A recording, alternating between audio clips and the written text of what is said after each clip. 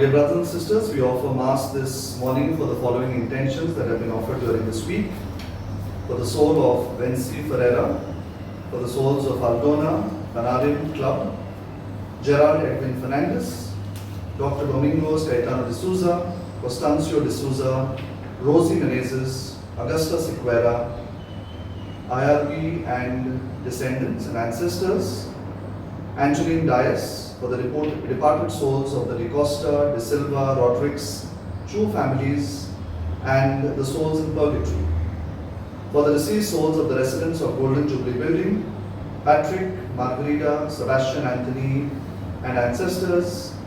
For the souls of the parents and ancestors of Atlee and Jennifer, Thomas de Souza,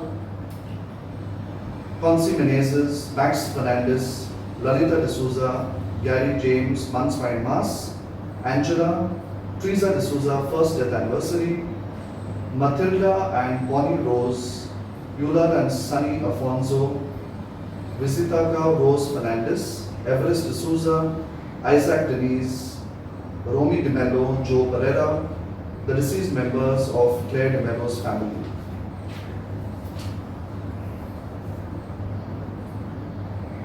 There is also Mass is given in thanksgiving for the good health of Chiara Cristel Clemens on her birthday, Joachim on his birthday, Amalia de Costa, of those suffering from the coronavirus, for the good health of Jane, Keith, and Bosco and Claire de Mello, for peace and forgiving love of Atlee, Jennifer, and family, for the spiritual and temporal welfare of all benefactors and donors of the society, for peace and welfare of the Duru residents.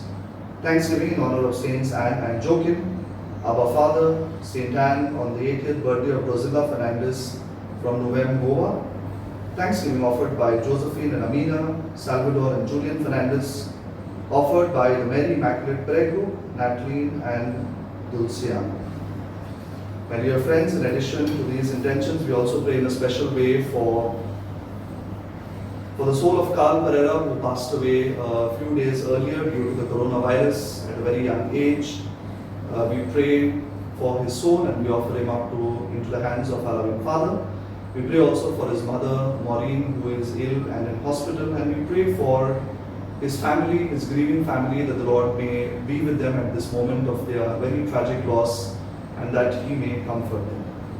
In the name of the Father, and of the Son, and of the Holy Spirit, the grace of our Lord Jesus Christ, and the love of God, and the communion of the Holy Spirit be with you all. And with your spirit. So my dear friends, today we celebrate the 18th Sunday in Ordinary Time, and today across the Archdiocese of Bombay we are also celebrating Prison Ministry Sunday.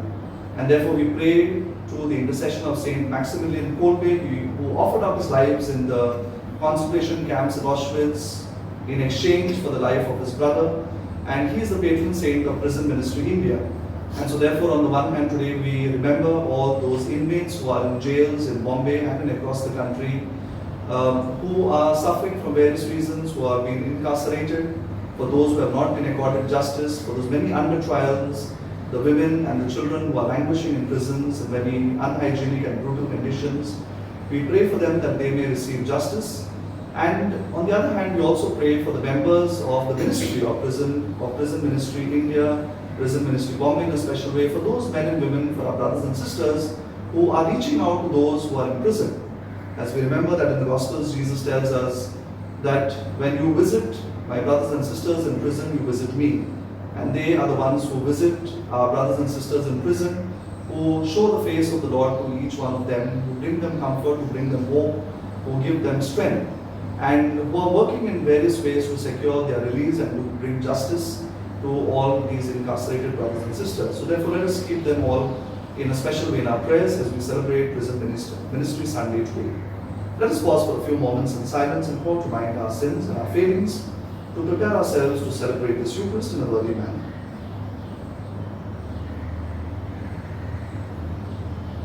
Together we pray, I confess to Almighty God and to you, my brothers and sisters, that I have greatly sinned in my thoughts and in my words, in what I have done and in what I have failed to do, to my fault, my most grievous fault. And therefore I ask the Blessed Mary, a Virgin, all the angels and saints, and to you, my brothers and sisters, to pray for me to the Lord our God. May Almighty God have mercy on us, forgive us our sins, and bring us to everlasting life.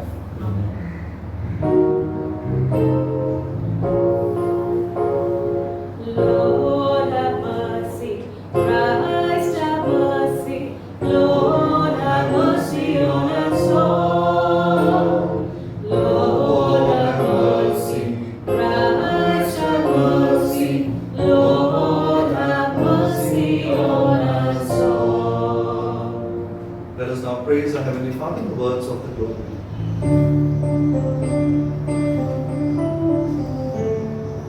Glory to God in the highest, and on earth peace to people of good will.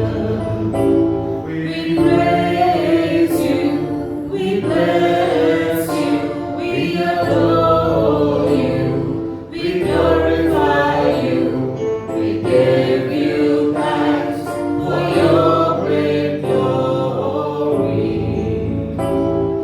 God, Lord, heavenly King, O God Almighty, Father, Lord, Jesus Christ, only begotten Son, Lord God, Lamb of God, Son of the Father, you take away the sins of the world, have mercy on us.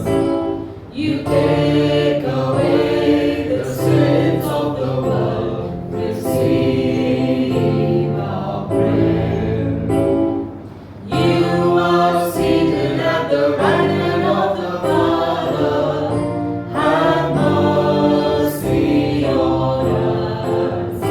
For you alone are the Holy One, you alone are the Lord, you alone are the Most High, Jesus Christ, with the Holy Spirit, in the glory of God the Father.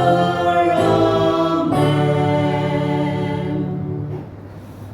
Let us pray. Draw near to your servants, O Lord, and answer their prayers with unceasing kindness, that for those who glory in you as their Creator and Guide, you may restore what you have created and keep safe what you have restored. Through our Lord Jesus Christ, your Son, who lives and reigns with you in the unity of the Holy Spirit, one God, forever and ever.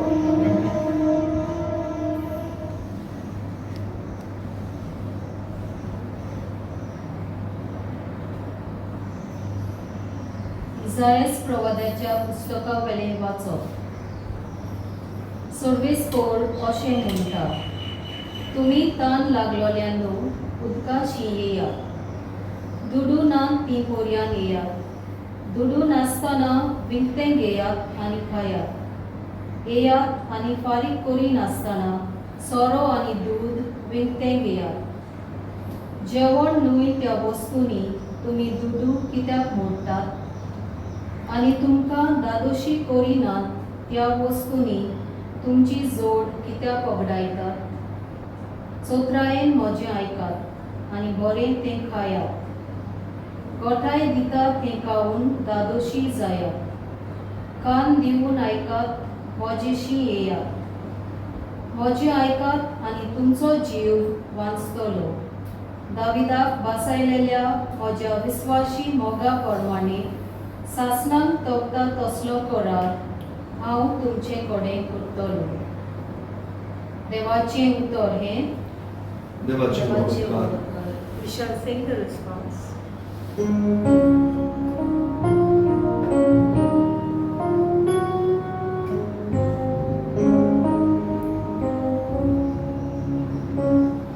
You open wide your hand, O Lord, you grant our desires. Can you repeat? You open wide your hand, Lord, you grant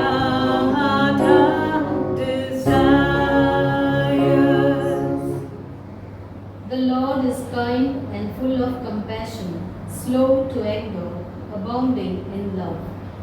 How good is the Lord to all, compassionate to all his creatures. Our response: You open wide your hand, Lord.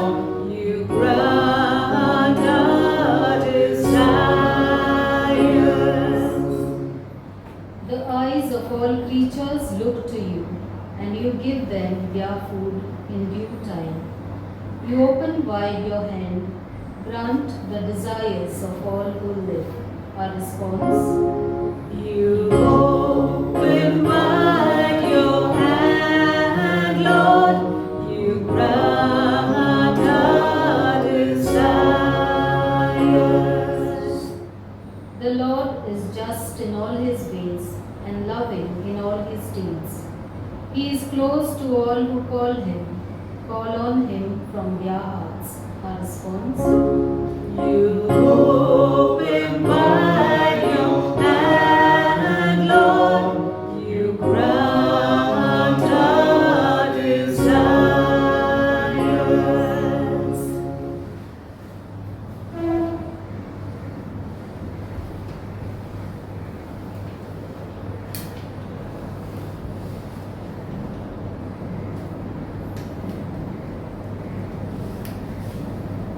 A reading from the letter of St. Paul to the Romans.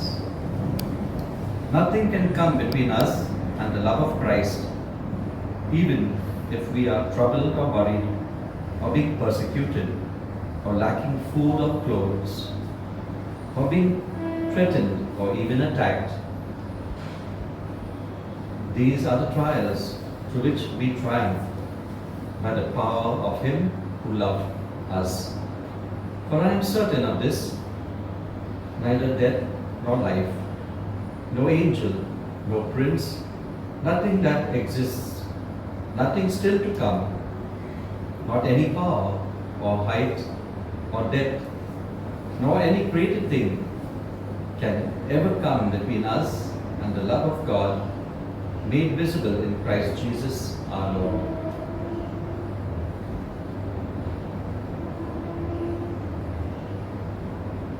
The word of the Lord. Thanks be to God. Kindly stand as we prepare our hearts for the gospel. Hallelujah, hallelujah, hallelujah.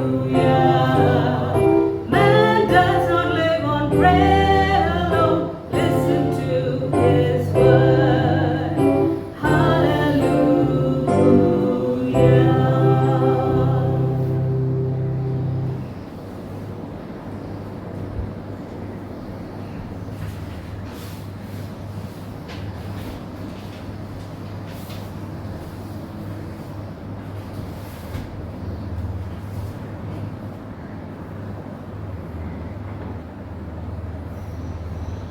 The Lord be with you. And with your spirit.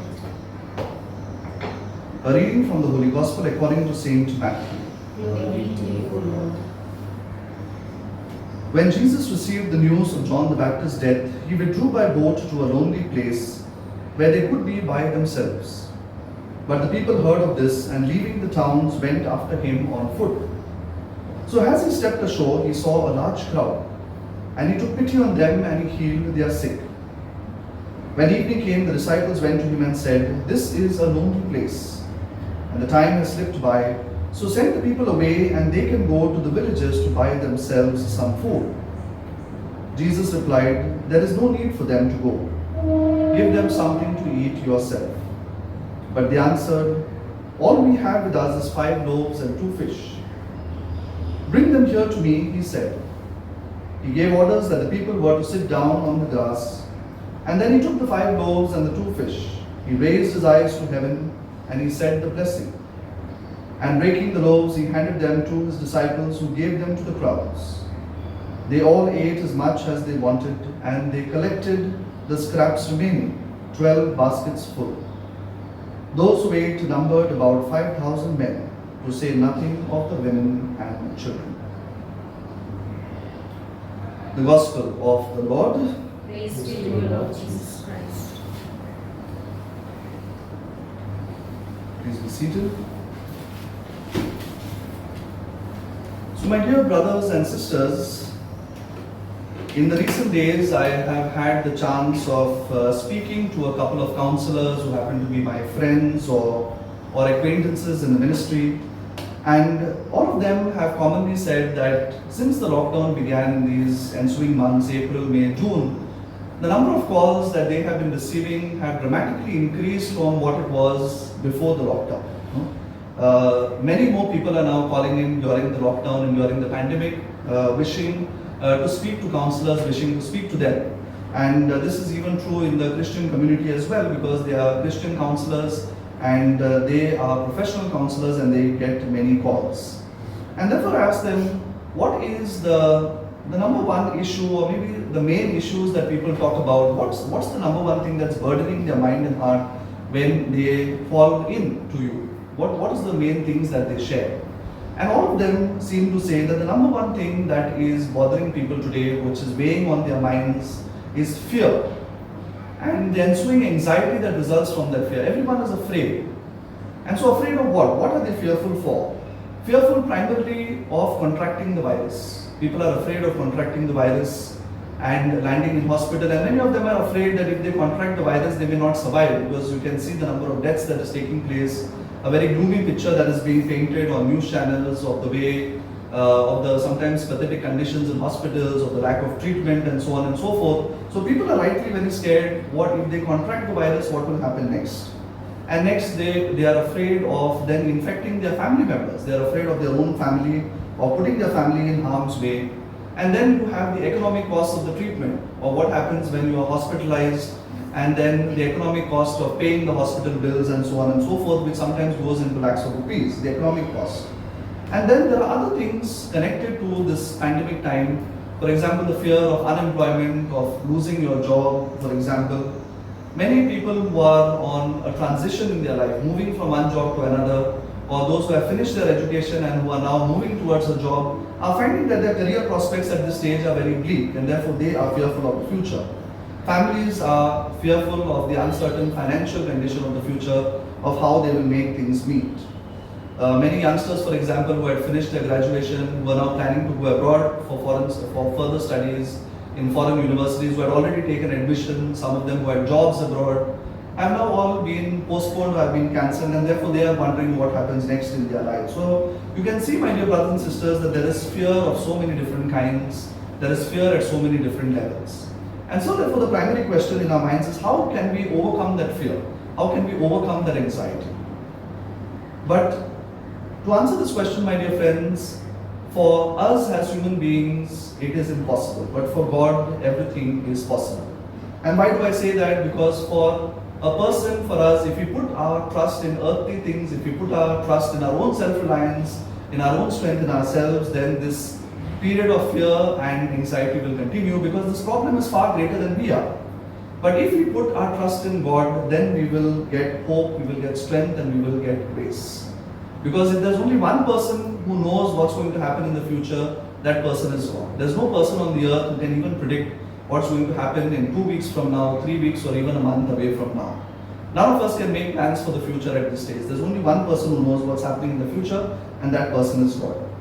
In the first reading, my dear friends, today Isaiah is prophesying at the end of the Babylonian captivity, when the Israelites are going to come back to Israel, to their home. And God promises them an abundance of food and drink, of milk and honey, a land overflowing with milk and honey, of riches, of wealth, of bread and wine. And all God wants in return is faithfulness, nothing else.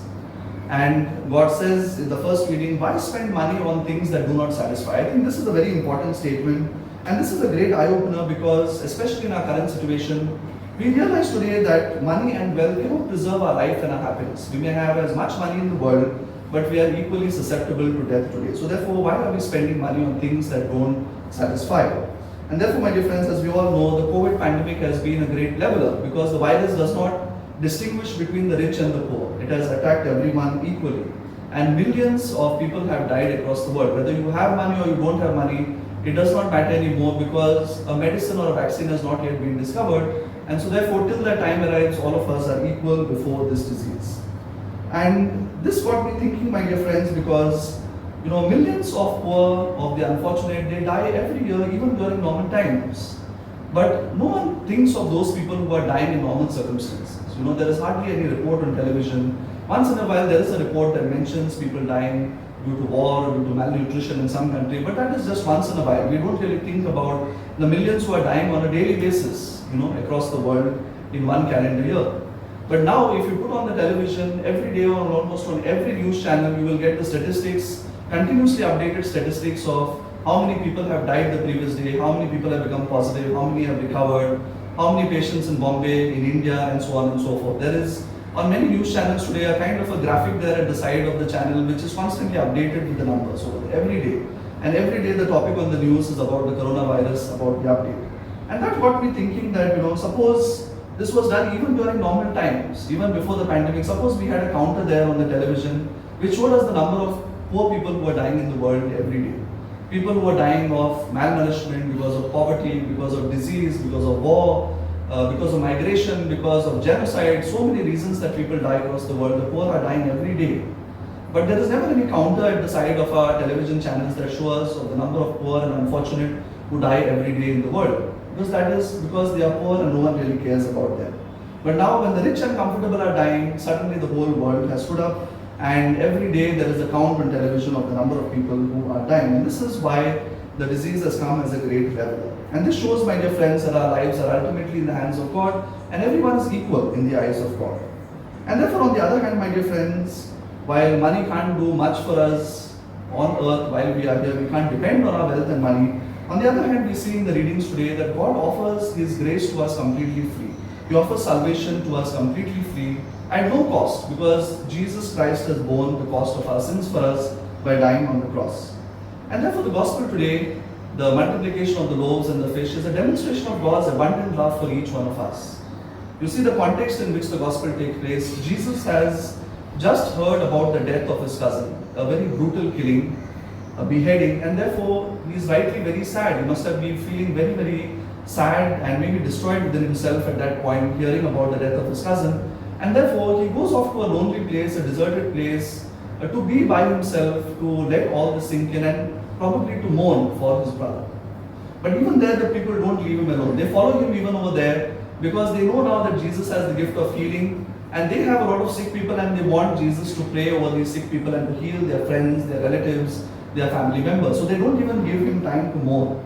But even when they go to Jesus, Jesus does not mind. He interrupts this period of mourning, and he comes down and he ministers to them. He preaches to them, he tends to their sick, he heals their sick, and then he feeds them. He feeds the 5,000 who are present over there.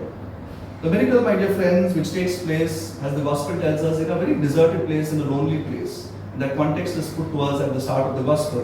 And this is supposed to invoke in us memories of the Old Testament, when God fed his people in a similar way in the desert. When the Israelites were traveling through the desert after their liberation from slavery, God feeds them and takes care of them in the desert, and rightly so, in a way re-portraying Moses or rekindling memories of Moses in the Old Testament. Jesus once again feeds the people who are now in a lonely and deserted place. He takes care not only of their physical hunger, but even of their spiritual hunger. And the fact that, my dear friends, after everyone has eaten, they still have 12 baskets of food left, shows the super abundance of God, the blessings that God pours into our lives. And therefore, my dear friends, we need to put our trust in God above all else, because nothing that we can do finally can save us. We need to trust in God. And therefore, we all realize that the pandemic and this lockdown has been a very great humbling experience for all of us in our own personal lives, because prior to the lockdown, we were so busy with so many different things, we were engrossed in so many things. Our priorities were so different. And so therefore, we didn't have time for anything else. But now, after the pandemic, everything has now shut down. Everything has stopped. So many things that we were used to doing in our daily life have now come to a halt. And the pandemic has really re-altered our priorities. And we are now much more aware of our own fragility and our weakness. We may have been very confident in the past that nothing would happen to us. But now everyone is scared of their health, they're scared of the future, they're scared of death. It has made us much more aware of our dependence on God today after the pandemic has begun. Prior to the pandemic, the world would often raise a toast to science and technology and progress and self-reliance and innovation and all these kind of things. There was no place for God in life, because science could provide us with everything. So when we have science, we have technology, why do we need God in our lives? That was the general narrative or the feeling with which the world used to operate. But now we see that nobody really talks about that anymore, because in spite of all the progress of science and technology, we have not been able to save the millions of people who have died across the world. We can reach the moon, we can reach Mars, but we can't save our brothers and sisters. So we have a long way to go still then, till we can declare ourselves to be God, and replace the one true God. And therefore, my dear friends, the readings of today are reminding us once again, and they come at a very timely junction for each one of us to remind us to return to God and put our trust in Him. Because if we put our trust in God, we will receive an abundance from Him. All we need to do is to be faithful and to give Him the first place in our life. I don't mean to say that the other things are not important, that money is not important, wealth is not important, that doing the other things in our daily life is not important. We have to do all these other things as well. But we have to give the first place to God. God has to have the first position in our lives, and we have to realize that everything comes from Him. But when we replace God on the first place, we put something else over there, we are doing that to our own detriment. And therefore, how can we come close to God during this time? We must spend time in prayer alone, and as a family, we must spend time reading the Word of God. We must spend time maybe mending broken relationships, forgiving those who have hurt us. We must spend time maybe thinking and discerning and getting rid of the superficial things that have so much clouded our life, that have burdened our life. We need to clean up our lives of all these superficial and unnecessary things. Really get our priorities and our vision straight. And we need to therefore spend time doing the things that really matter for us, for our family, and we must spend more time with our family as well. And secondly and finally, my dear friends, we too need to, in a certain way, imitate Jesus' Eucharistic action that He performs in the Gospel today, of blessing and sharing what God has given Him to the less fortunate. And we also need to do that in our life. We too need to share our blessings with those who are less fortunate, for those in need. And in this situation, if we do that, we can all look after each other, because we have the resources among ourselves to help one another during this time. We may not have much, just like that boy had only 5 loaves and 2 fish. But if God can create the universe and cosmos out of nothing, as it is recounted in the book of Genesis, imagine what He can do with 5 loaves and 2 fish. So we can never say that we don't have anything to give. You always have something to give. Even if you have 100 rupees, you can give 1 rupee to someone who is less fortunate than you are. There is always something that you can set aside. Each and every one, no matter how rich or poor you are, there is always something that you can give. You can also not only give money, you can give time, your resources, a listening ear, so many things that we can give. And therefore we need to share the little that we have. And if you offer it up to God, God will multiply that thing and perform miracles in our lives. And so therefore during this Eucharist, let us thank God for the abundance of His graces and blessings that He pours into our lives each and every day, sometimes of which we are not aware, of which we are not conscious. We don't give thanks to God for all these things that He blesses us with. And we continue to ask God for His strength and for His accompaniment during this time, that we may be able to really make a course correction and come back to Him and walk towards paradise, walk towards that land of milk and honey that God has promised each one of us. Let us pause for a few moments in silence and reflect on the Gospel today and spend a few moments in prayer.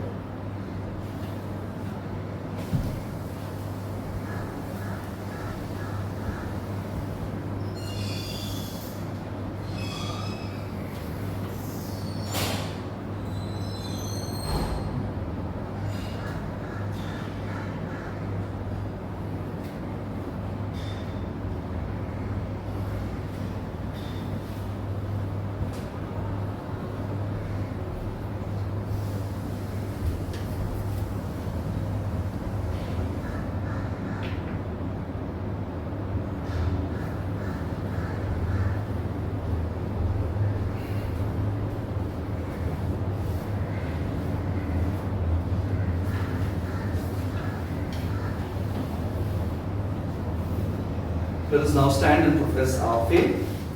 I believe in God the Father Almighty, creator of heaven and earth, and in Jesus Christ, His only Son, our Lord, was conceived by the Holy Spirit, born of the Virgin Mary, suffered under Pontius Pilate, was crucified, died, and was buried. He descended into hell. On the third day He rose again from the dead. He ascended into heaven and is seated at the right hand of God the Father Almighty. From there He will come to judge the living and the dead. I believe in the Holy Spirit, the Holy Catholic Church, the communion of saints, the forgiveness of sins, the resurrection of the body, and life everlasting. Amen. Dear brothers and sisters, Jesus shows great compassion towards the sinners and the poor. Let us therefore pray that we too are guided by the Holy Spirit to show the same compassion towards others as we pray. Lord, graciously hear our prayer. All together. Lord, graciously hear our prayer. We pray for the universal church. You have anointed the Pope, bishops, priests, and consecrated people as powerful instruments of your liberating love. We pray that their guidance will assist our brethren behind bars, those who are in prison, and recreate the image and likeness of love in them. Let us pray to the Lord. Lord, graciously hear our prayer. For our government, you have appointed them to serve this nation. May they be mindful of the prison inmates in distress and sensitive to cater to their needs. We pray that they may make better choices for the well-being of the inmates. Bless the jail authorities to be kind, gentle, and understanding towards them. We pray to the Lord. Lord, graciously hear our prayer.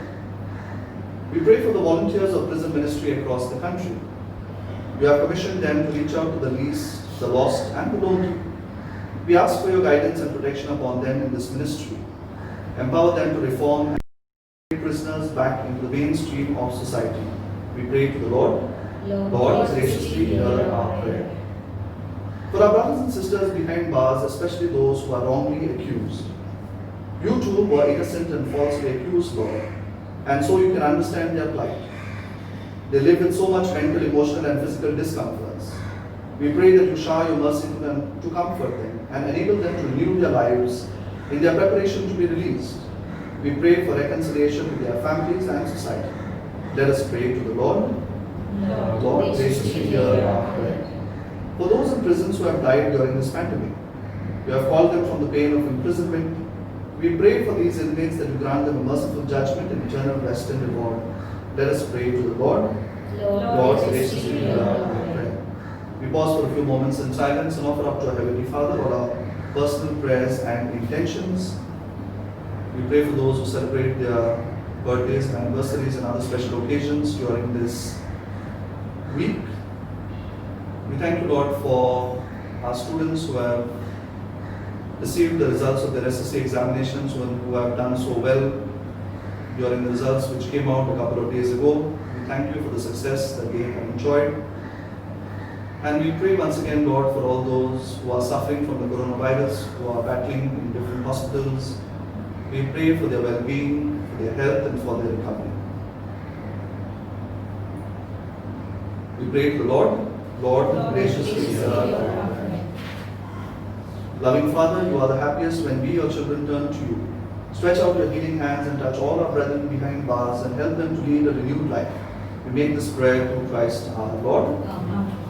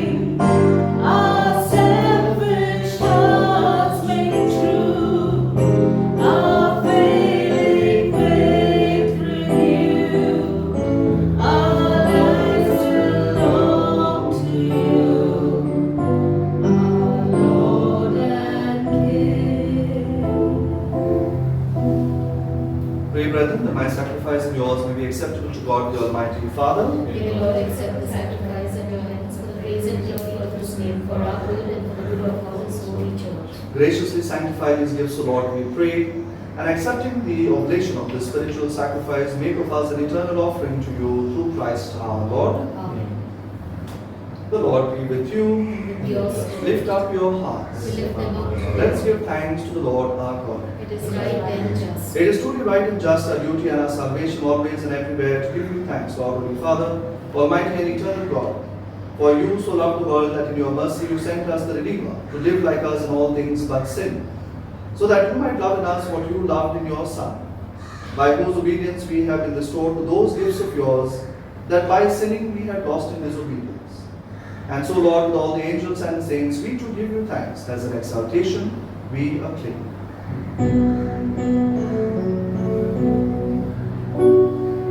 Holy, holy, holy, Lord God of hosts, heaven and earth are full of your glory. Hosanna, Hosanna, in the highest. Hosanna, Hosanna, in the highest. Blessed, blessed is he who comes in the name of the Lord. Hosanna, Hosanna, in the highest. Hosanna, Hosanna, in the highest.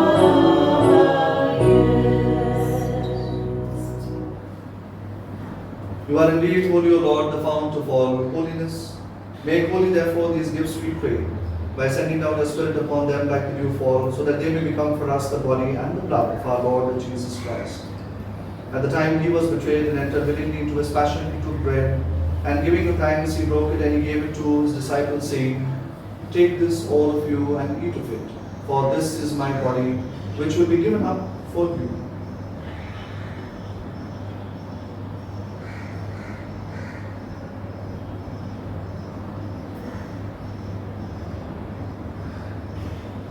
In a similar way, when supper was ended, he took the chalice and once more giving you thanks, he gave it to his disciples, saying, "Take this, all of you, and drink from it, for this is the chalice of my blood, the blood of the new and eternal covenant, which was poured out for you and for many for the forgiveness of sins. Do this in memory of me."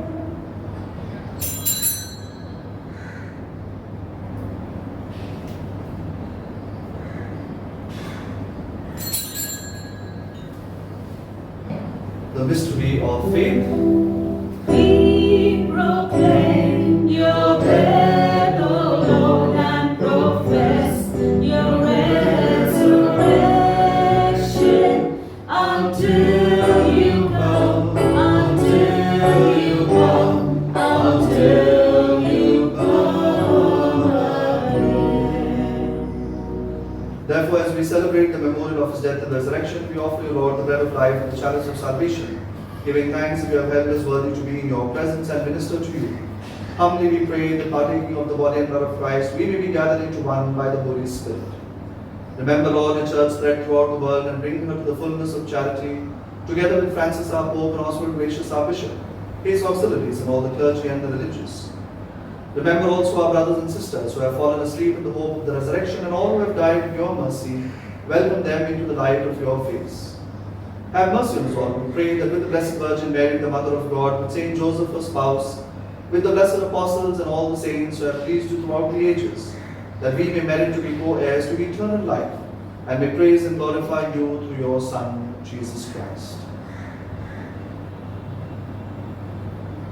Through him, with him, and him, in the unity of the Holy Spirit, all glory and honor is yours, Almighty Father, forever and ever. Amen.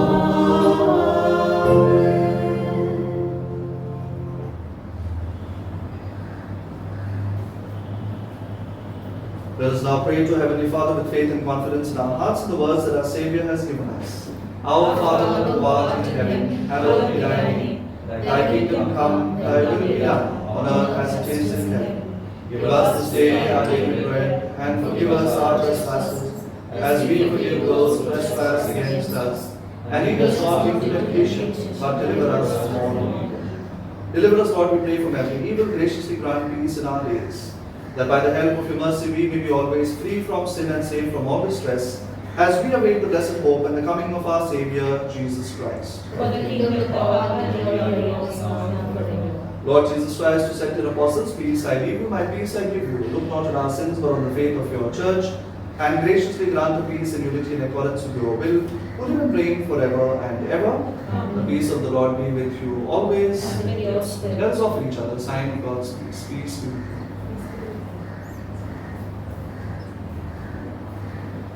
Lamb of God, who take away the sins of the world, have mercy on us.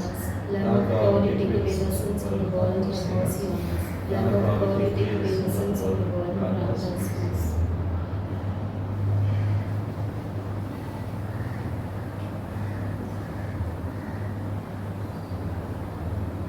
Behold the Lamb of God, behold him who takes away the sins of the world. Blessed are those who are called to the supper of the Lamb. Lord, I am Lord, I not am worthy that you should enter under my roof. Only say the word, and my soul shall be made.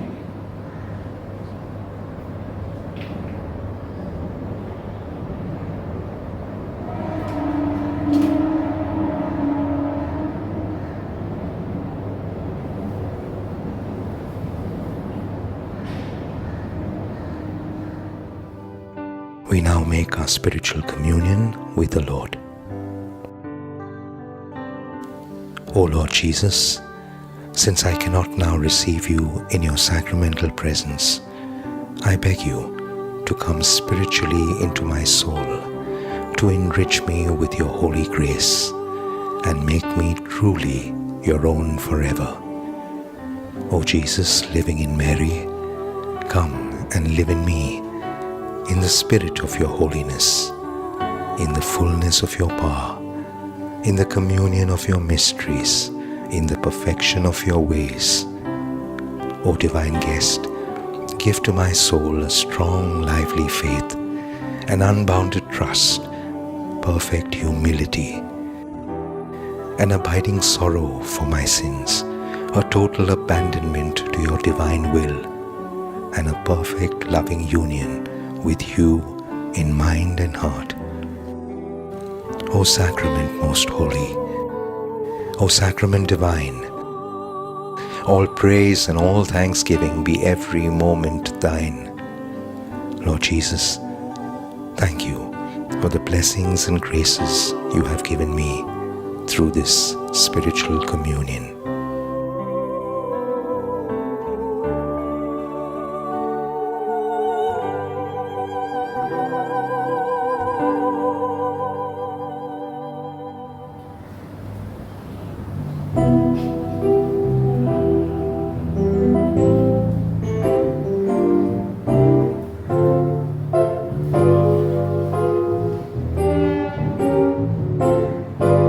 All I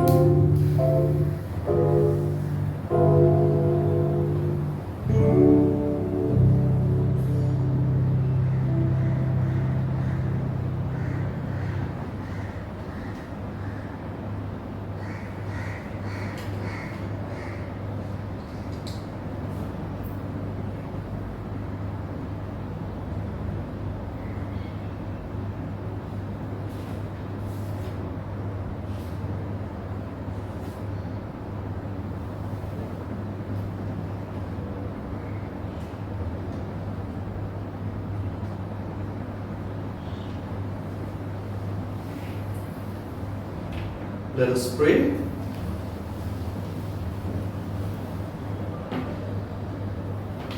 Accompany with constant protection, O Lord, those you renew with these heavenly gifts, and in your never failing care for them, make them worthy of eternal redemption through Christ our Lord.